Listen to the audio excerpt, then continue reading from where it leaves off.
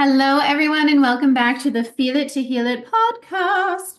All right, today we are going to be talking about loss on the healing journey. So, I just got out of our Beyond Your Wildest Dreams membership monthly call, and it was so beautiful. And all of the women were just connecting over feeling the sense of disconnection from everything they've ever known, because that's what happens when your soul decides to embark on a deep healing journey that the people around you may not be embarking on. And when you decide to embark on one, it can make you feel incredibly disconnected and alone, and like you are just losing people left and right. And it can feel really disorienting and really terrifying.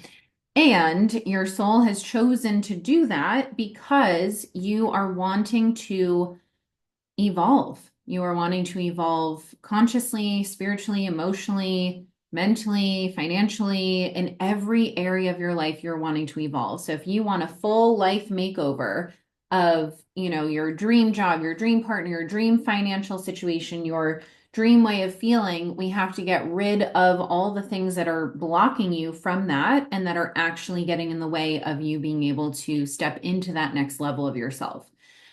And that is all way easier said than done. So those know my journey. I went through a dark night of the soul in 2020 or 2019 and then again in 2024. And 2019 was a lot of loss in the terms in the sense of physical loss, like experiencing death after death after death after death after death, several different important family members. And then 2024, I experienced another round of loss, but not in death, but more so in friendship breakups, in romantic breakups, in um, a change in my container with my mentor, just so many different changes and loss all at the same time. And so when my client came on to the membership training call today in tears and was just like, can we please talk about how like prevalent just this loss is? And I said, who are you feeling disconnected from? And she said, everyone. And I said, yep, I totally get it. I've been there. And the only way out is through. And this is a prime example of the universe giving us what we need to get to what we want. So I told the universe, I want to heal my anxious attachment. I want to release anything standing in my way. I want to become the person that I was always meant to become. I want to become my most powerful, authentic, embodied self. I want to become my own anchor of safety. I want to fully heal my anxious attachment and become securely attached. Well, the universe took that order to the kitchen of God and then put me on a long journey of ever shedding everything, everyone, every old behavior, old way of relating to get to this new iteration of me. And as someone who's been through this many times before, I can tell you each and every time it's going to feel like fucking hell. And then you get to the other side and you are going to be literally in a bliss bubble of just feeling so resilient, so fucking strong of I can't believe I just got through that. It felt like I was dying and I didn't die. And you're going to make so much space for new connections to come in and new alignment to come in and new money to come in and new everything to come in. So, for example, when my business was crumbling the first half of 2024 and I lost a few different like main clients, it made space for literally a whole new community of people to come in. And really, what was happening was the universe was helping me shed clients that were not ready, nor wanting, nor willing to go as deep as I wanted to take them. And so it wasn't in alignment anymore. It was like I helped them as far as I could help them, and then they weren't wanting to go the distance. They weren't wanting to go to the distance together with themselves. And the universe like realigned it so that those people would shed off. And then I attracted a whole new community of people who are my dreamiest, most aligned clients. They are in it. They are all in. They are so ready to go all in with themselves. And going all in this work is just a mirror of going all in on themselves. And I could then see why that was meant to happen. Same thing with friendships. The friendships that were meant to come with me came with me. And some of those friendships were, inspired by the changes that I was making. And they were like, I want to experience that too. And now I even work with some of those friends. And it's like the most beautiful, natural transition, and that really stretched me because I come from the traditional therapy world where you could never have a friend as a client. And now in the coaching world, it's a lot more flexible in terms of what feels in integrity, what feels in alignment, and just trusting yourself to make those decisions of what feels right to you and learning how to trust yourself rather than being dictated by a field or a board that is just innately broken and flawed. So, trusting yourself when you are unlearning all of the shit that you once learned from your trauma is a journey. And we feel so scared when we can't trust ourselves. But part of building self-trust is accepting, oh, I can't fully trust myself right now, but I'm still safe. Like, even if I fuck up or even if I make a mistake, like I'm still safe because it's all learning. And that's the beautiful part about having community. Like for us to be able to just hold this person in community and be like, you are safe. Everything you are experiencing it means that you are stretching. It means that you are doing the work. I always say, if you are not losing people, if you are not feeling disconnected from people and feeling more connected to yourself, you're probably not fully connecting home to yourself, because you're not fully healing, because when you're fully healing and you're fully shifting and you're fully expanding and you're fully connecting home to yourself, it's inevitable that you are going to feel disconnected from those that aren't. Now, what do we do with that? We stay connected to ourselves. We grieve the disconnection that we feel. And we allow those relationships that are meant to shift into a new dynamic. I've experienced this a lot with my family where I'm the one who's doing this healing work and they're on their own journey. And sometimes it feels disconnecting, but I have allowed myself to shift how I'm relating to them. I used to relate to them from the baby of the family, from little girl energy. And now I just relate from my most authentic self, and I allow space for the discomfort of feeling disconnected sometimes. And allowing space for that allows me to then relate in ways where I am facilitating even more authentic, deeper connection. Now, there are other people that were not meant to come with me. And that's actually part of my book. There's a chapter title that says, Not everyone's meant to come with you, because it's so important to understand that the majority of humans stay small because they're afraid of loss.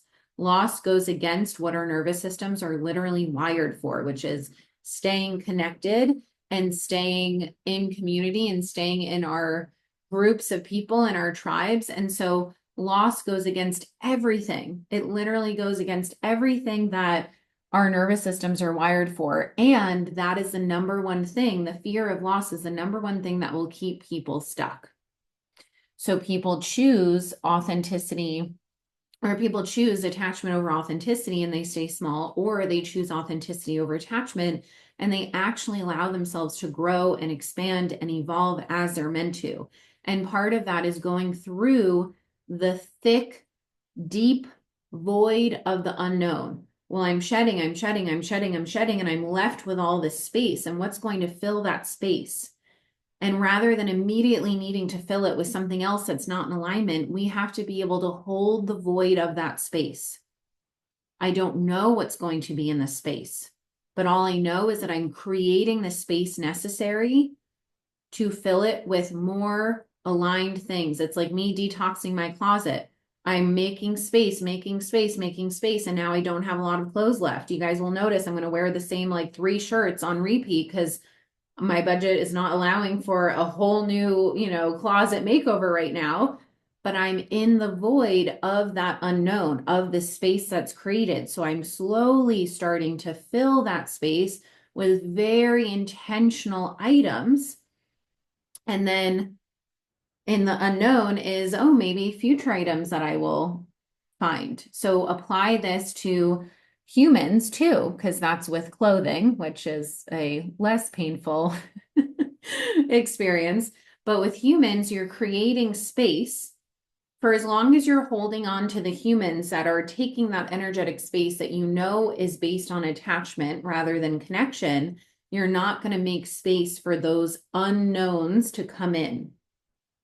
So sometimes what can happen, and this is what happened with me, is we go from going through all of that loss, which can be really traumatic, to, oh my God, I'm terrified to experience connection because what if I lose it all over again? I don't want to have to go through that again. And so if I'm alone, then it feels safer because then I don't have to go through the loss again. And so I've had to really reckon with myself of it's okay to take time to grieve and heal from the trauma of that. And the whole point of going through that is to show your nervous system that it is safe to experience pain. So we can't live our lives literally preventing pain. So I can't stay in my little cocoon and be like, I'm never going to be open to connection again because I don't want to experience pain again. Pain is inevitable. So what we were talking about in the membership call was that people come into our lives and we're like, oh my God, we're finding people. But this is the what's the word I'm looking for? This is the kicka. This is the kicka. The kicka, as my grandma would say, is that you can't then attach onto those people.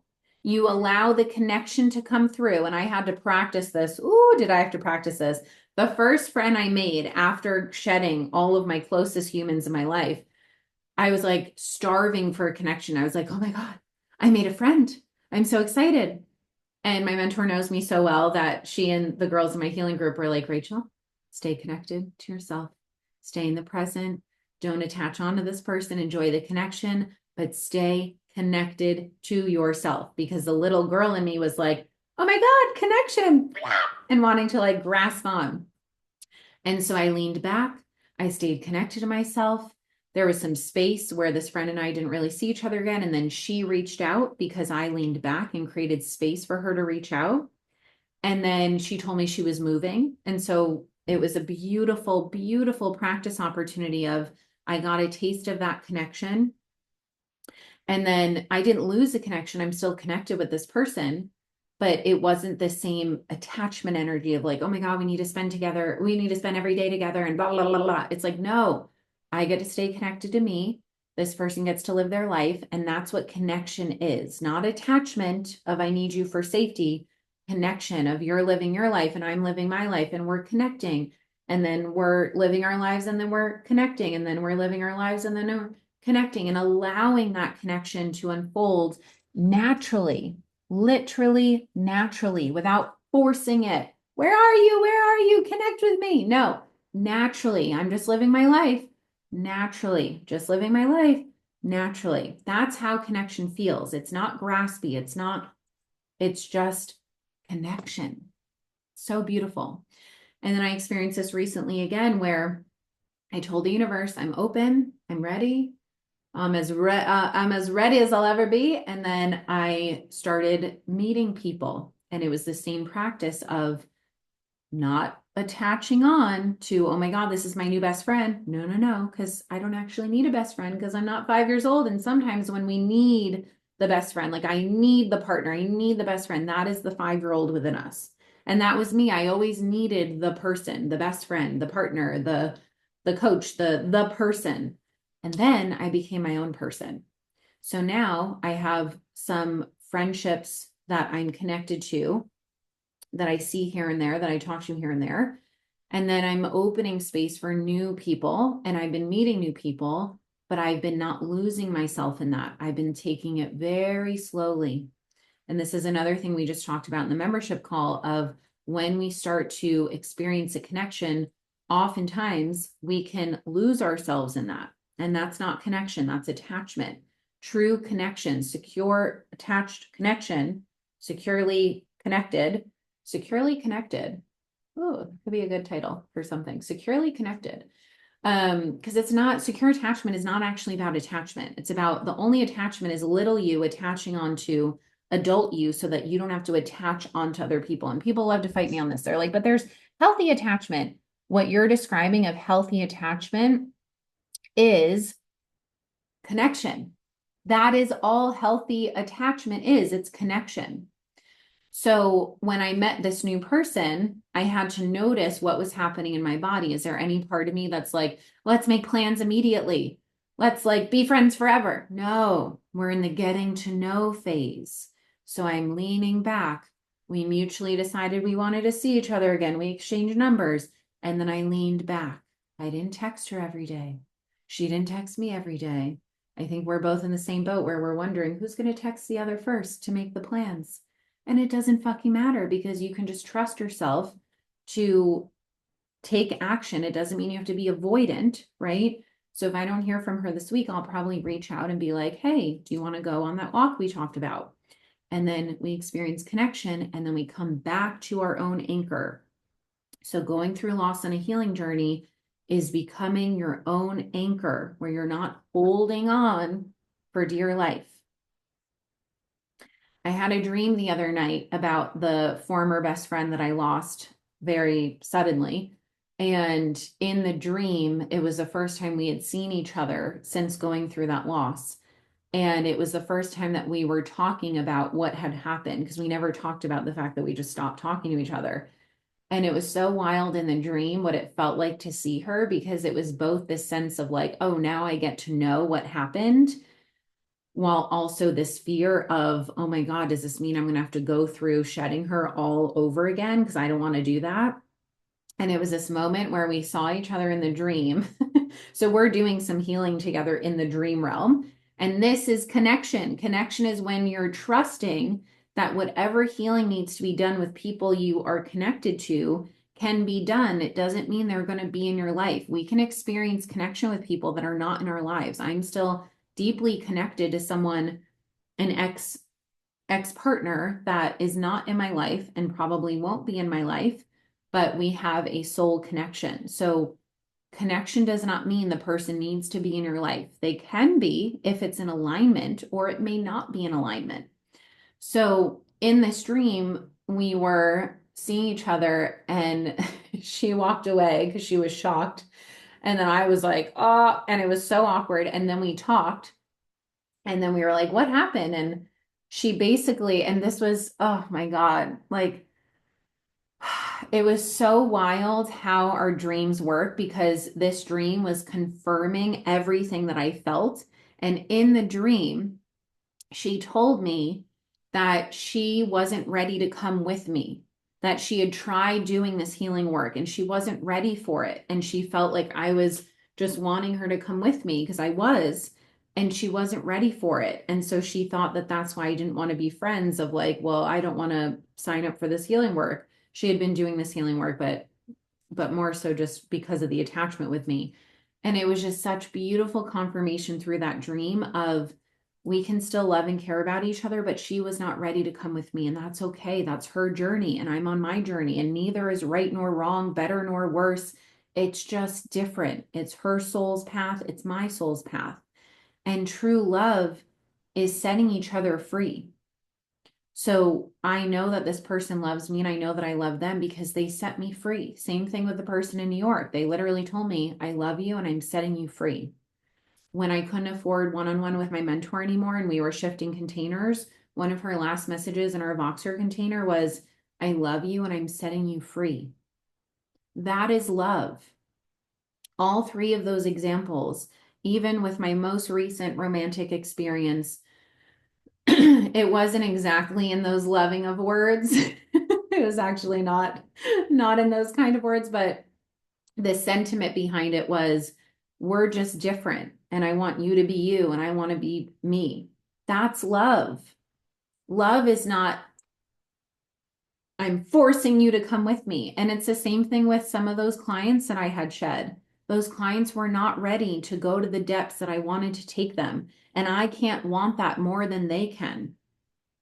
I had to learn this the hard way. Every time I wanted someone to come with me on my healing journey, I would refer them to my mentor and I would say, do this work and then you can come with me. And I just assumed like, as long as you're working with this person who's helped me, then you'll be helped too. And then I quickly realized, oh, wait, my healing came from my determination to do that. Like, yes, our guide is a very important part of it, but it was me that did it. And those people that I referred, they weren't willing to go to the depths the way that I was. And so it doesn't matter how amazing the guide is if the person's not willing to go there. And then I learned that with my own clients of, I know I'm brilliant at what I do. And if someone's not ready to go to the depths, they're not ready to go to the depths. And you forcing them to go to the depths is not love. That's selfish because it has more to do with you feeling safe then it has to do with them and honoring where they're at. It's about your inner child not wanting to experience loss or pain. And so you're trying to drag someone. Now, one of my clients on the call just said to me, Rachel had to kind of drag me through this healing. And what she meant by that is that she was going through a lot of darkness and depths and trauma and all of the things, but she wanted to go there. But our defenses, our protectors, our nervous system is going to try and retract. And so if someone has told me I want to go there, it is my job to not drag them, but to lovingly be like, you are safe.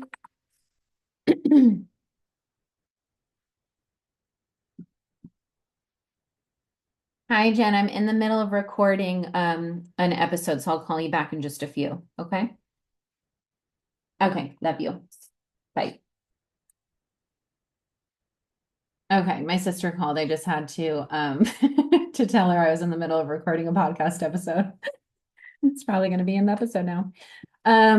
You know how I do it. Very unfiltered and unedited. The real, the raw. Anyway, hi Patty, welcome to the party. Guys, all my favorite people are here. What a party. I'm so not caught up on comments. Okay, let me Ellie said, you cannot plan this when I wanted to talk about this very subject to you today. Divine timing. Yep. Kim says, yes. Oh, that resonates so much. Good, good. Amazing. Okay, so Judith, we missed you, Judith. We missed you on the membership call. Okay, look at all these people here. This is so exciting. What was I saying? Oh, that if you're dragging, oh, right. So like it's going to be different. Oh, I was doing this hand motion. That's how I remember. When it's different if I'm like lovingly guiding you and pushing you, but you're the one that has to take the step. Boop, boop, boop. But if there are friends or family or loved ones in your life and you're like pulling teeth, that is selfish. That is not actually about them. It's different if someone tells you, hey, I really want to do this, and they need a little bit of a push. I've done that with literally every single friend that signed up to do this work.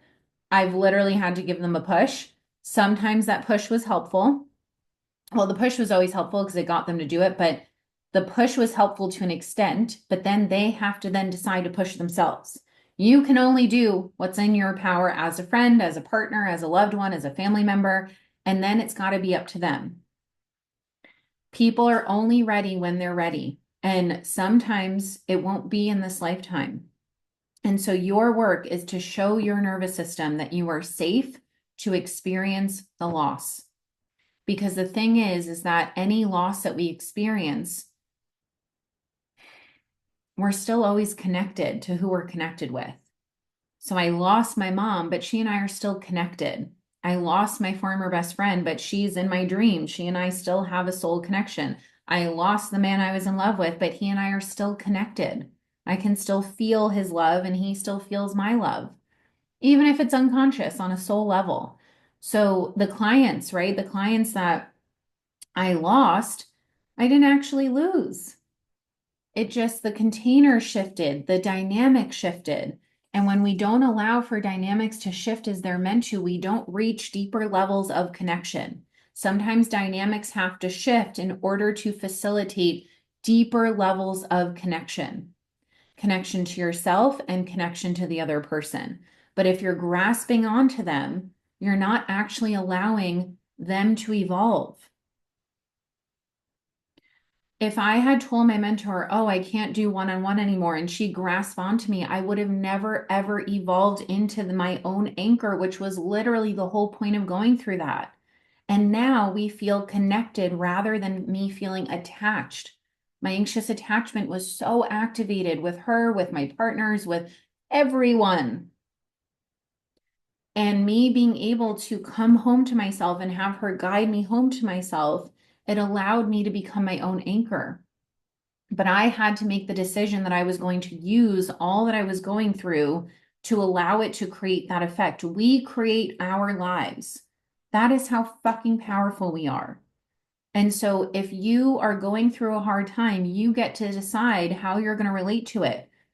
Are you going to go down in the hole, the dorsal shutdown hole, and binge TV and binge eat Ben and Jerry's? Yes, you know who I'm talking to. Love you. But we're not going down the hole. We are staying connected to our hearts. We are staying connected to where we are heading. We are staying connected to this present moment and knowing that you get to create with this. So how you're feeling, you get to create with that. I will never forget the night. I will never forget the night that I was launching Authenticity Unleash, and this was before everything changed, but I was in a little bit of a hole. And I was like, just so much fear was coming up, and I just was feeling so defeated. And I was like, oh, I don't even want to launch this. And my mentor was like, we had a Voxer day that day that I was announcing it. And she was like, come on, like, what's going on with you? Like, why are you so scared? Like, just, you got this.